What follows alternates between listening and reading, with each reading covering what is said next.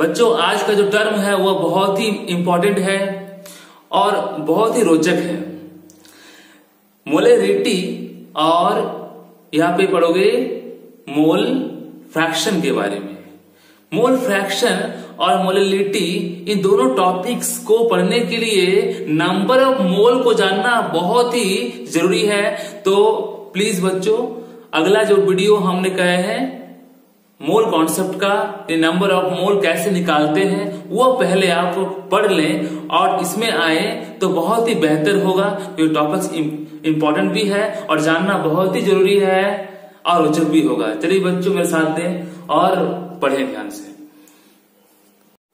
तो बच्चों हम लोग पढ़ने जा रहे हैं मोल फ्रैक्शन यानी मोल अंश या मोल प्रभांश।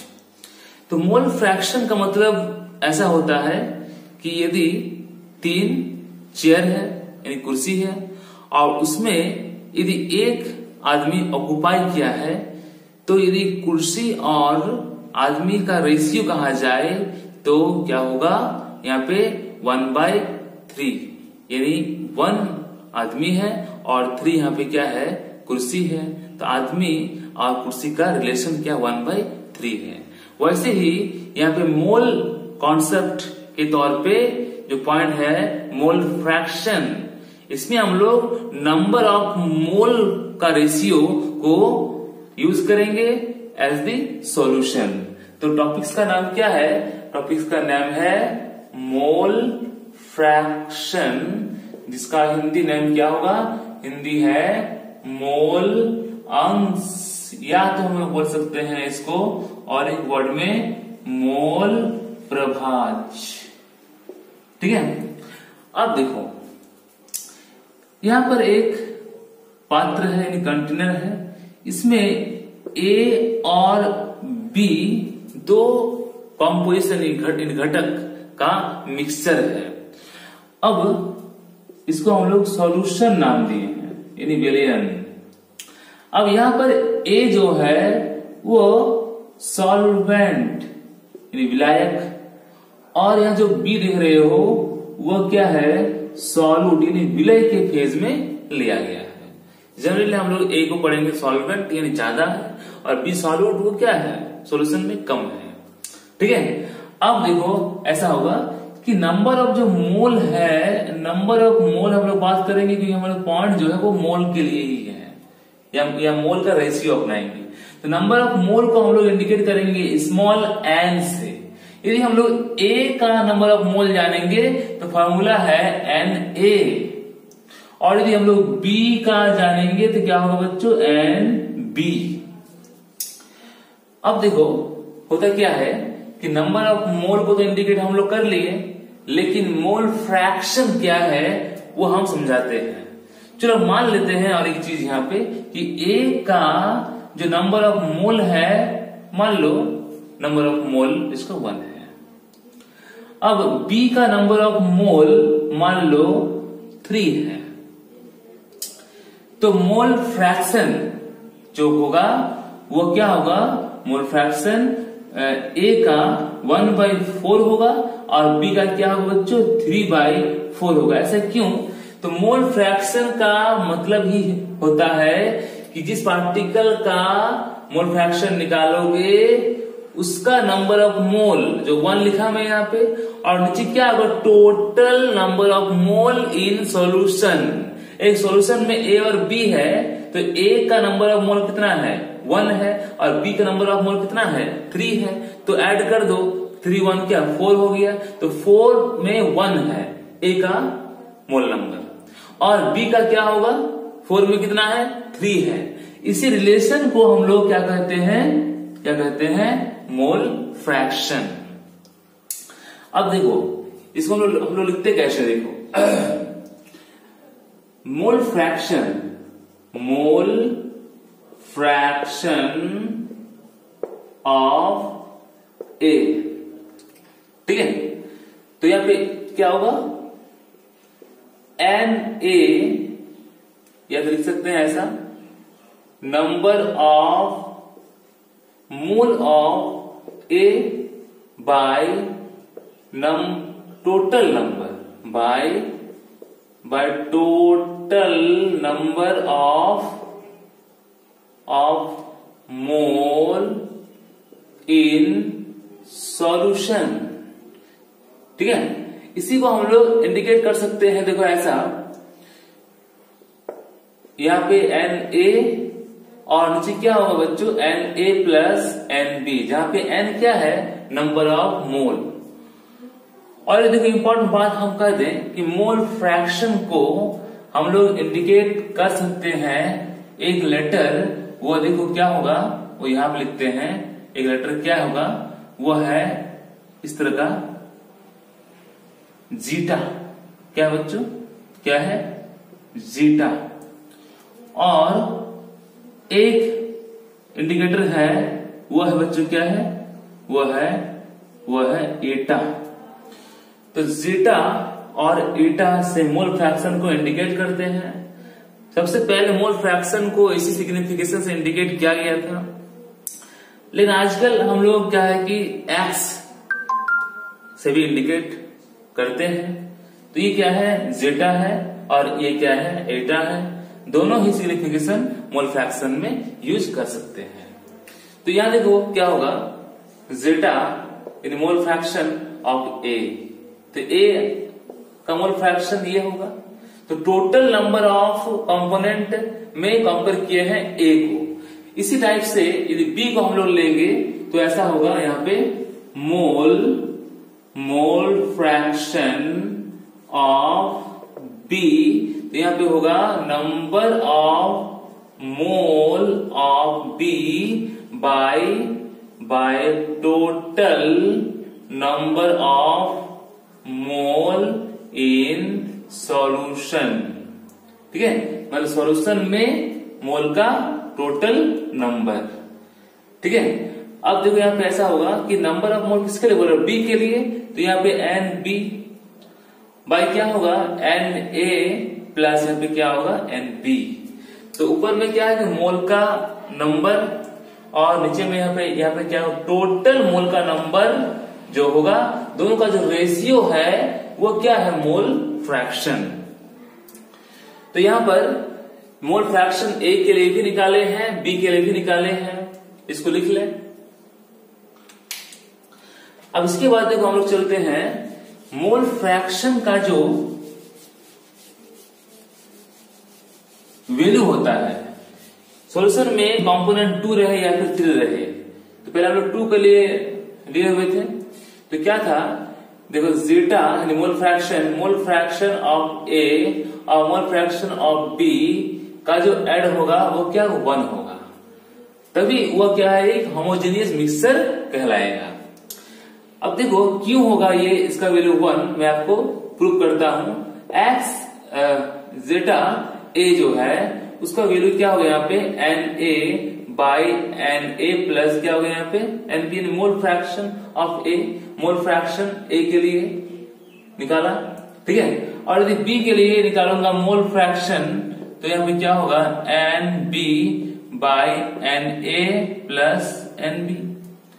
अब क्या होगा, प्रूव करना है एक्स ए का जो मोल फ्रैक्शन ऑफ ए का जो वैल्यू है वो क्या है, वो N A by N A plus N B, और यहाँ पे N B by N A plus N B. तो सॉल्व करना है, दोनों को आप एलसीएम कर लीजिए। तो क्या होना है, mole fraction of A, number of mole of A, और ये क्या है, बी के लिए, इसको डिवाइड करना है, जो आएगा 1 आएगा, 1 से इंटू करना है। तो यहाँ पे N A plus N B, इसे काटोगे तो आंसर क्या होगा, 1 आया। इसका मतलब क्या है कि मोल फ्रैक्शन ऑफ ऑल कंपोनेंट को ऐड करोगे तो उसका वैल्यू क्या आएगा, 1 आएगा।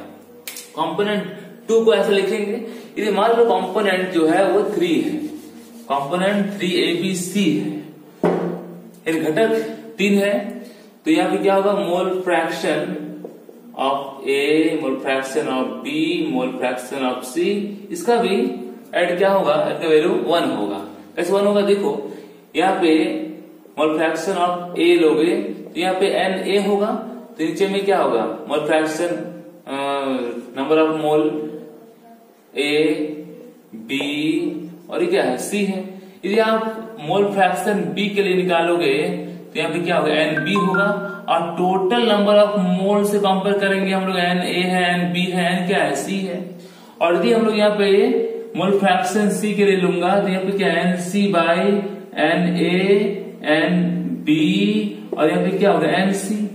अब तीनों का जो वैल्यू है, तीनों को ऐड कर दोगे तो तीनों में कॉमन नंबर क्या है, कॉमन नंबर ये है, एलसीएम से पाए हम लोग, ठीक है ना। अब इसको इससे डिवाइड करो, 1 आएगा तो यहाँ पे एन ए लिखते हैं, दोनों को ऐड करें, जोड़ रहे हैं ताकि प्रूफ 1 हो सके। यहाँ पे डिवाइड करो 1 आएगा तो यहाँ पे क्या होगा, एन बी, यहाँ पे क्या एन सी, काटोगे तो आंसर क्या होगा, 1 होगा। मोल फ्रैक्शन का जो डिफिनेशन होगा वो ऐसा है कि the number in the ratio of number of mole of A component to the total number of mole of all component present in a solution is called mole fraction. इसका यदि Hindi word में लेंगे हम लोग, कैसे होगा मीनिंग इसका, तो देखो ऐसा होगा कि किसी विलयन में उपस्थित किसी एक घटक का मोल की संख्या तथा कुल घटक के मोल की संख्या के अनुपात को, इन रेशियो को मोल प्रभांज यानी मोल फ्रैक्शन कहते हैं। इसे जीटा से हम लोग इंडिकेट करते हैं, जो सिंबल एक्स की तरह होता है। अब इसका क्या है कि मैथमेटिकली फॉर्मूला से हम इसको इंडिकेट कर रहे हैं। देखो मोल फ्रैक्शन, मान लो मोल फ्रैक्शन यानी मोल प्रभांज आपको निकालना है, ए का निकालना है, यानी तब जेटा ए लिखेंगे मोल फ्रैक्शन। अब ऐसा होगा यहाँ पे कि number of moles of A, ठीक है। अब ऐसा होगा, यहाँ पे ए को लिया गया है इसलिए ए लिया मैं। अब नीचे में number of moles of A plus number of moles of क्या होगा, बी। ए और बी यहाँ पे क्या है, सॉल्यूशन का टोटल कंपोनेंट है, घटक है, और जिसका निकालना है उसको यहाँ पे ए लिखा, ठीक है। इस तरह से यहाँ पे ए हम सॉल्वेंट के लिए यूज किए हैं, आप यहाँ पे बी के लिए ऐसे ही लिख लो, और ऊपर का लैंग्वेज लिखकर ये लिखो बी को लेके। एग्जाम में डिफिनेशन आ जाए तो इसको लिख के ये शो करना जरूरी होगा, जहां ए क्या है सॉल्वेंट के लिए और बी क्या होगा सॉल्यूट के लिए होगा। Right note. मोल फ्रैक्शन का न्यूमेरिकल टर्म देखो। अब इसमें एक क्वेश्चन है कि ए solution of 40 gram NaOH and 54 gram H2O, ठीक है। तो ऐसा है, कैलकुलेट मोल फ्रैक्शन यानी zeta of NaOH and H2O। तो इसका हिंदी है बच्चों 40 ग्राम NaOH और 54 ग्राम H2O का एक विलयन है। इसमें NaOH और H2O का मोल प्रभांज यानी मोल फ्रैक्शन निकालना है। अब इसको सॉल्व करना है। तो देखो सॉल्व करने के सबसे पहला फंक्शन क्या होगा, सबसे पहले नंबर ऑफ मोल पता करो, नंबर ऑफ मोल्स पता करो। किसका पता करो पहले, तो पहले NaOH का पता करते हैं। तो NaOH का जो वेट है यहाँ पे 40 है, 40 ग्राम, ठीक है। नंबर ऑफ मोल का डिपली कॉन्सेप्ट मेरे फर्स्ट वीडियो में है, आप उसको बढ़िया से देख लें। 40 है। अब ये Na का कितना होता है 23 होता है, O का 16 एटॉमिक मास और H का 1 होता है, तो 40/40 हो गया। यानी आंसर क्या है, आंसर हो गया यहाँ पे 1 मोल। ठीक है, तो NaOH का नंबर ऑफ मोल 1 आ गया। इसी तरह से number of moles of H2O, तो H2O का ग्राम वेट कितना है, ग्राम वेट तो कितना है यहाँ पे देखो 54, और H2O का जो मोलर मास है वो क्या होगा 2, 1H का 1, 2H का 2, O का 16 होता है, यानी 54/18। इसको सॉल्व करोगे तो कितना होगा मोल, 3 मोल। अब देखो यहाँ पे मोल फ्रैक्शन दोनों का पूछा है, NaOH का भी और H2O का भी। तो इसमें पहले हम लोग मोल फ्रैक्शन NaOH का निकाल लेंगे। तो मोल फ्रैक्शन निकालने का फॉर्मूला होता है, इसका आपको निकालना, उसका नंबर ऑफ मोल ऊपर में, इसका नंबर ऑफ मोल ऊपर में, ये तो 1 हो गया। और क्या होगा total number of mole in a solution, तो टोटल क्या होगा 1 + 3 होगा, आंसर 1 क्या है 4 हो गया। इसको डिवाइड करोगे तो 0.25 आंसर आ जाएगा। ये NaOH का आंसर आ गया।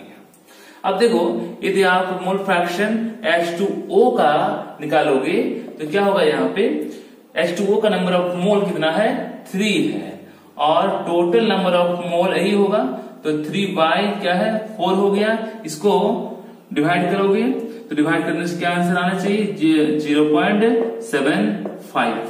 ठीक है, ऐसे भी नंबर ऑफ मोल का कोई यूनिट नहीं होता है। ठीक है, एक तरह का फ्रैक्शन नंबर है। अब ऐसा होगा कि यदि आप किसी एक को निकाल लेते हो तो दूसरा वाला कंपोनेंट का निकालना बहुत इजी होगा, सिंपल होगा, क्योंकि हम लोग जानते हैं देखो ऐसा कि मोल फ्रैक्शन ऑफ NaOH, ये NaOH है, और प्लस क्या है H2O का वैल्यू क्या है, डेफिनेटली 1 होता है। दोनों का मोल फ्रैक्शन का वैल्यू क्या है 1 होता है। तो यदि आप इसको सॉल्व करोगे शॉर्टली तो ऐसा होगा कि देखो NaOH का मोल फ्रैक्शन कितना आ गया है 0.25 आ गया है। इसमें H2O का निकालना है 1, तो इसमें मोल फ्रैक्शन ऑफ H2O 1 - 0.25 यानी क्या 0.75। इस तरह से यदि एक का निकाल लोगे तो दूसरा इजीली निकल जाएगा, ऐसे निकालो या फिर ऐसे निकालो, बात एक ही है। ठीक है, इसको लिखो, अगले क्वेश्चन बताएंगे। नेक्स्ट न्यूमेरिकल मोल फ्रैक्शन से, तो क्वेश्चन देखो ऐसा होगा कि ए सॉल्यूशन ऑफ इथाइल एल्कोहल, जानते हैं फॉर्मूला क्या होता है C2H5OH by 46% weight by weight. आप लोग पढ़े हो वेट बाय वेट परसेंट पढ़ाए हम। ठीक है, तो इसमें क्या लिखा calculate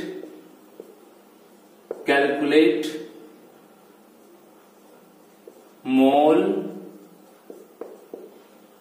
fraction of C2H5OH and H2O। देखो हिंदी में ऐसा होगा कि 46% वेट बाय वेट द्वारा इथाइल अल्कोहल का एक सॉल्यूशन है। इसमें इथाइल अल्कोहल और वाटर का मोल फ्रैक्शन निकालना है। तो देखो सबसे पहला बात जो होता है कंडीशन के लिए हम लोग चलेंगे, यहाँ पर एक बॉक्स बनाते हैं। ठीक है, इस बॉक्स का बहुत इंपॉर्टेंट है। यहां पर लिखते हैं हम लोग कंपोनेंट का मतलब क्या हिंदी में बोलोगे इसको घटक बोलोगे। ठीक है, अब यहाँ पे हम लोग लेते हैं अमाउंट ऑफ इथाइल अल्कोहल के लिए, और यहाँ पे हम लोग बात करेंगे वाटर का, यानी जल के पार्टिकल का बात करेंगे। ठीक है, अब इसमें सबसे पहले हम लोग मोलर मास निकालेंगे, ये बहुत जरूरी है। मोलर मास यानी आणविक द्रव्यमान।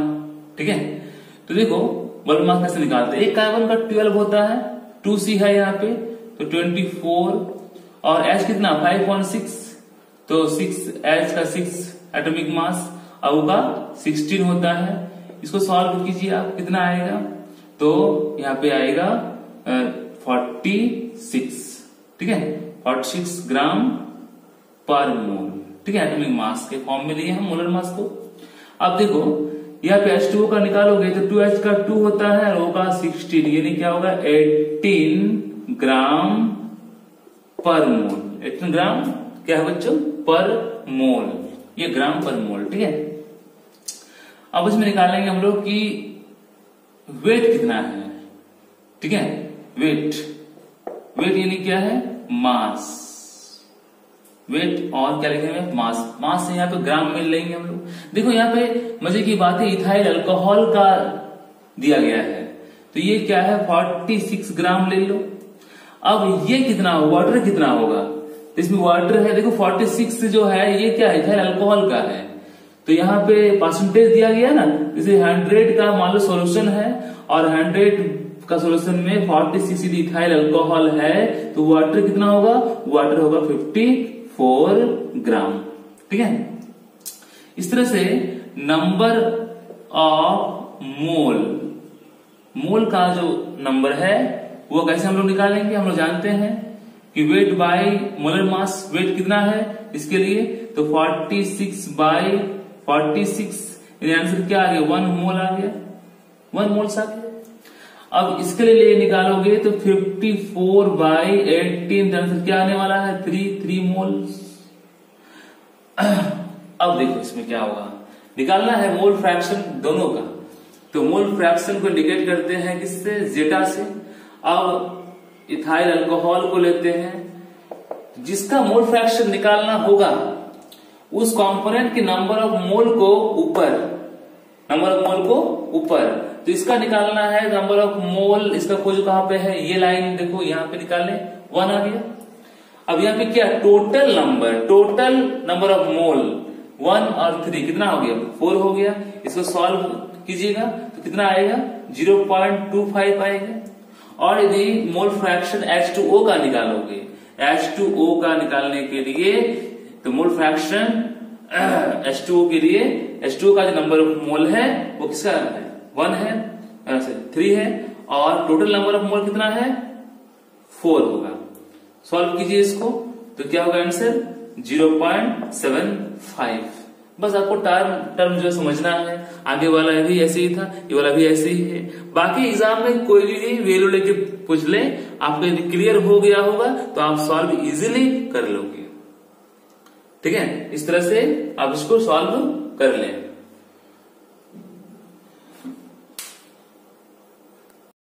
अगला पॉइंट है मोलेलिटी। तो बच्चों हम लोग कहते थे कि मॉल में खाओ लिट्टी, मोलेलिटी। तो यहाँ पे पॉइंट ऐसा है कि मोलर लता, इसको हिंदी में कहते हैं। इसका जो फॉर्मूला है उससे आते हैं हम लोग। मोलेलिटी ऐसा होगा कि mass of solvent in KG, और ऊपर में होगा number of moles of solute, ठीक है। देखो इन दोनों का जो रेशियो है, इन रेशियो को ही हम लोग कहते हैं कि मोलेलिटी। कंसंट्रेशन को मेजर करने का सबसे अच्छा मेथड है, क्योंकि ये टेम्परेचर पर डिपेंड है, ठीक है। क्योंकि यहाँ पे वॉल्यूम नहीं है, यहाँ पे सॉल्वेंट के लिए लिए हम लोग, सॉल्वेंट का जो मास है वो क्या है, फिक्स रहता है। डिफिनेशन को लिखते वक्त हम लोग कैसे लिखेंगे, लिखना बहुत जरूरी है, ठीक है। डिफिनेशन भी एग्जाम में आ सकता है। तो ऐसा होगा, देखो दी नंबर ऑफ, ठीक है, the number of moles of solute, ठीक है, the number of moles of solute present in 1 kg, या बोलना पर kg, ठीक है, पर kg मास ऑफ सॉल्वेंट, ठीक है, इज कॉल्ड मोलेलिटी। तो इसमें ऐसा लिखेंगे हम लोग कि दी the number of moles of solute present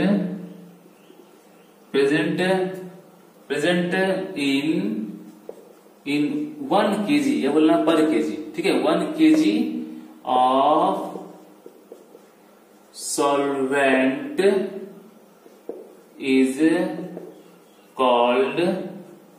called molality. अब देखिए इसको हिंदी में हम लोग लिखेंगे तो देखो ऐसा होगा कि विलायक, ठीक है, विलायक के प्रति केजी, विलायक के प्रति केजी में उपस्थित विलय के मोल्स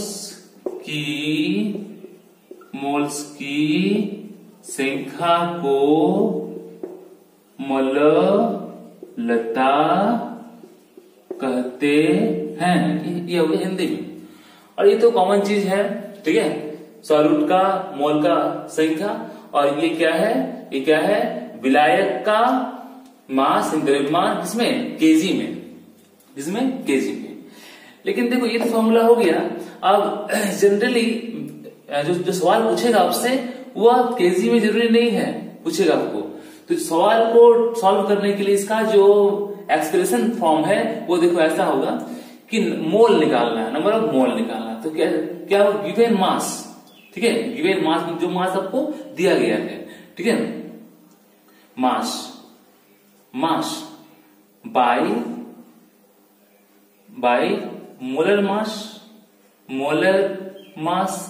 ये मास क्या है, ये मास मतलब क्या, वेट, किसका वेट, किसका, सॉल्यूट का, ठीक है, यहाँ पे कर सकते हो वेट ऑफ सॉल्यूट, ठीक है, यानी किसका, सॉल्यूट का। नीचे क्या होगा, यहाँ पे वैल्यू यदि मान लो ग्राम में दिया हुआ है तो ऐसा होगा कि मास ऑफ सॉल्वेंट इन ग्राम, मतलब ग्राम में दिया हुआ, तो ग्राम में दिया हुआ तो 1000 से डिवाइड करके आप उसको केजी में लाओगे। देखो इस वेट को इंडिकेट करते हैं किसके लिए पढ़ रहे हैं, मान लो सॉल्यूट के लिए पढ़ रहे हैं, सॉल्यूट यहाँ पे क्या ले लो बच्चों, बी ले लो, और सॉल्वेंट का फॉर्म को यहाँ पे ए ले लो, तो हम लोग शॉर्टली इंडिकेट कर सकते हैं इसको, देखो ऐसा कि वेट ऑफ ए, या sorry weight of B, solute के लिए बोल रहे हैं, मोलर मास ऑफ सॉल्यूट, ठीक है, तो यहाँ पे क्या होगा, मोलर मास ऑफ सॉल्यूट, यहाँ पे देख लो सॉल्यूट बी, ठीक है, मोलर मास एम ले लो, अभी क्या है, सॉल्यूट है, यहाँ पे मास ऑफ सॉल्वेंट यानी क्या, ए ग्राम में, ठीक है, तो ए ये किसके लिए है, ये ए के लिए, तो यहाँ पे ए लिए ए का क्या बोलूंगा, वेट, डब्ल्यू लगा देंगे। ये 1000 कहां जाएगा, ऊपर जाएगा, अभी यहाँ पर रखते हैं, इसको ऊपर ले जाएंगे हम लोग। अब इसको सॉल्व करेंगे बच्चों, टर्म में ऐसा होगा कि W B by M B into W A 1000 ऊपर चला गया।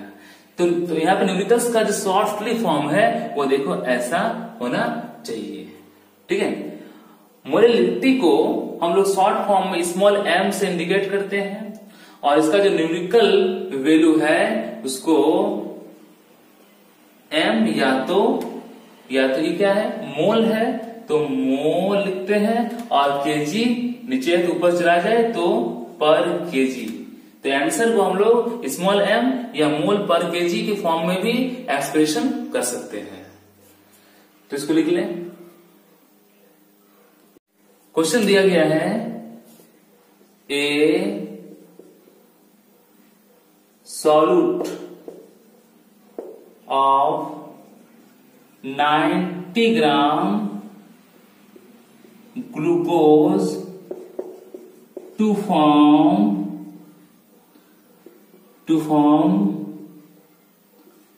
500 gram solution, 500 gram solution calculate molality of solution. देखो क्वेश्चन ऐसा है कि 90 ग्राम ग्लूकोज का एक सॉल्यूट से 500 ग्राम सॉल्यूशन बनता है। इसमें सॉल्यूशन का मोलैलिटी निकालें। अब उसको हम लोग सॉल्व कर रहे हैं। देखो हम लोग का जो क्वेश्चन है मोलैलिटी के लिए, जो डिपेंड करता है वेट ऑफ सॉल्वेंट और ऊपर क्या है number of mole of solute. ठीक है, तो बात यह है कि जो सॉल्वेंट लिखा गया है, यहां पे सॉल्वेंट का वैल्यू कितना है? क्या 500 क्या 90? नहीं, दोनों में से कोई नहीं, क्योंकि देखो ये तो सॉल्यूशन है। हम लोग जानते हैं कि एक सॉल्यूशन का 2 पार्ट के फॉर्म में सॉल्वेंट होता है और क्या होता है, और होता है सॉल्यूट होता है, यानी विलय और विलायक से विलयन बनता है। यहां पर सॉल्यूशन का जो अमाउंट है वो है 500 ग्राम और सॉल्वेंट का वैल्यू मालूम नहीं है। सॉल्यूट का जो अमाउंट है वो है 90 ग्राम। तो यहाँ पे सॉल्वेंट कितना होगा? तो देखो यहाँ पर ये जो 90 है उसको 500 से माइनस कर दो तो आपका वेट निकल जाएगा 410 ग्राम। अब हम लोग सॉल्वेंट पे कितना number of mole of solute dissolve है वो निकल जाएगा। निकालना क्या है? तो निकालना है मोलैलिटी। ठीक है, अब हम अप्लाई करते हैं फार्मूला को। देखो फार्मूला क्या है? Number of mole of solute. ठीक है, तो निकालने के लिए और एक यहाँ पे लिखना पड़ेगा, वो क्या है? मोलर मास ऑफ ग्लूकोज यानी C6H12O6। एक कार्बन का एटॉमिक मास 12 है, तो 6 का क्या होगा? तो 6 इंटू क्या होगा? 12 होगा। H का एटॉमिक मास 1 होता है, 12 इंटू 1, और यहाँ पे देखो 6O है और O का एटॉमिक मास कितना है? 16 है। इस तरह से हम लोग सॉल्व कर लेंगे। ग्लूकोज का कितना होगा? 180 क्या होगा? 180 ग्राम पर मोल ग्लूकोज का मोलर मास आ गया। अब नंबर ऑफ मोल निकालने का ऊपर का जो टर्म है वो किससे आएगा? 90 बाय क्या होगा? Molar mass of glucose 180। नीचे में क्या होगा? सॉल्वेंट का जो वेट है वो सॉल्वेंट कितना निकला? 410, और ये ग्राम है तो इसको केजी में लाएंगे तो 1000 से डिवाइड करेंगे। अब इसको सॉल्व करेंगे तो आंसर आ जाएगा 90 बाय 180, और नीचे क्या है? 410 है। 1000 को ऊपर करते हैं, इसको डिवाइड किए। ठीक है, डिवाइड किए। अब इसको 2 से काटेंगे तो 500 निकल के सामने आएगा, यानी 0 0 कैंसिल हो गया है। तो 50 बाय 41 इसको डिवाइड कर दो तो 1 हो गया। इधर से ये 9 निकल गया, 0 यहाँ पे आ गया, ये 2 से गया तो यहाँ भी 8 निकल के सामने आ गया, और फिर 0 ले लो तो फिर ये 1 से जाएगा। इसका आंसर निकल के सामने आ गया। कितना आ गया? 1.21। अब इसका वैल्यू यूनिट के फॉर्म में क्या होगा? देखो मोलैलिटी का यूनिट होता है स्मॉल m, लिखो तो भी चलेगा, या तो ऊपर का जो वैल्यू है वो क्या है? मोल में है, और नीचे का वैल्यू किसमें है? ग्राम था लेकिन केजी में लाए हैं, इसलिए इसका आंसर इस फॉर्म में भी लिख सकते हो मोल पर केजी। इस तरह से वैल्यू कुछ भी रहे एक्सप्रेशन ऐसी ही होगा। लिखें बच्चों, ये जो क्वेश्चन देख रहे हो ये क्वेश्चन जैक बोर्ड का 2020 में आ चुका है, और ये NCERT के एक्सरसाइज 8 में भी दिया हुआ है और कई बार CBSE बोर्ड में भी पूछा गया क्वेश्चन है। तो आइए चलते हैं, बहुत ही इंपॉर्टेंट क्वेश्चन है, क्वेश्चन को जानो। एक सॉल्यूशन में इथिलीन ग्लाइकॉल का अमाउंट यह है, इथिलीन ग्लाइकॉल का फॉर्मूला यह है, या तो ऐसा लिखो तो भी चलेगा, ठीक है, दोनों ही फेज में लिख दिया गया है। उसमें 200 ग्राम ऑफ वाटर के आने से एक सॉल्यूशन रेडी होता है, जिसमें सॉल्यूशन का मोलेलिटी आपको निकालना है। तो चलिए सबसे पहले हम लोग देखते हैं कि मास कितना है सॉल्व में, किसका मास, तो मास of ethylene glycol. Ethylene glycol का जो मास है बच्चों वो दिया गया है 222.6 ग्राम। अब देखो इसका मोलर मास, मोलर 1 मोल का mass, molar mass of ethylene glycol, इसका फॉर्मूला क्या है, C2 है, H6 है, O2 है, ऊपर से देख सकते हो। तो 2C है, 1C का एटॉमिक मास है 12 है, 2C का 24 होगा। अब H का कितना होता है, 1 होता है, 6 है तो 6 होगा। 1O का एटॉमिक मास 16 और 2 है तो 32 होगा। इसको सॉल्व करोगे बच्चों तो कितना होना चाहिए, 62 ग्राम पर मोल, ये मोलर मास का यूनिट है। क्या पूछा है, मोलेलिटी। तो यहां पे अब चलोगे मोलेलिटी में जो आपको निकालना है, मोलेलिटी को निकालने का जो फॉर्मूला है वो देखो ऐसा होगा कि weight of solute into 1000 bye molar mass of solute into क्या होगा, वेट ऑफ सॉल्वेंट। ये फॉर्मूला कैसे आया वो प्रथम डेफिनेशन में ही हम प्रूव किया है। अब देखो ये जो है ये क्या है, सॉल्यूट है। सॉल्यूट का वेट कितना है, सॉल्यूट का वेट देखो यहाँ पे दिया गया है, तो यहाँ पे लिख देते हैं वेट, ये हो गया। अब यहाँ पे है 1000, देखो सॉल्यूट ये है क्योंकि मेन प्रॉपर्टीज इसी के कारण ही डिपेंडेंट है।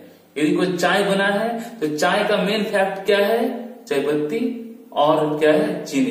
तो मेन पार्टिकल्स को यहाँ पे सॉल्यूट कहेंगे हम लोग। अब यहाँ पे पी क्या है, सॉल्यूट है। सॉल्यूट का मास, मोलर मास कितना है, मोलर मास देखो सॉल्व किए 62 आ गया है। और सॉल्वेंट का जो वेट है, सॉल्वेंट का वेट कितना है, तो यहाँ देखो 200 ग्राम ऑफ वाटर।